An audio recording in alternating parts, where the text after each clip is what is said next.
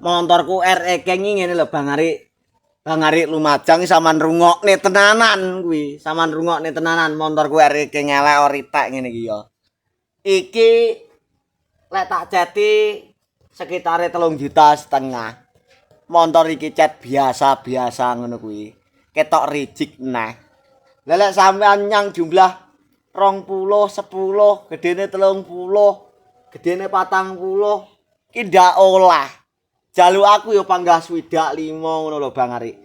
Sampean ki tuku iki 5 ki kira-kira lek montor wis apik barang no kira-kira malah kewanen baute CJ-CJ sampean malah kewanen.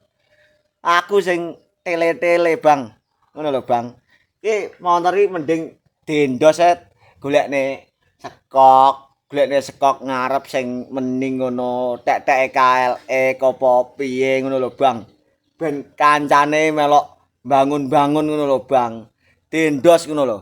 Karo kon promosi anumu ka lho. Ngendi? Showroommu lho. Showroom dipromosekne Bang ben tenar neh ben ter neh.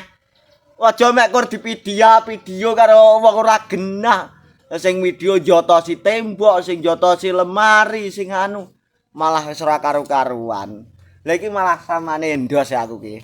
Tak ngene ngapiki montor karo munggah sok mben iki sampean sponsorino piye? Tak ngene bangun montorku lho ben kaya teke bocah-bocah iso mening disawang ketok rijik lho RE King kuwi lho. Iki tak catne ning bengkel iki arepe.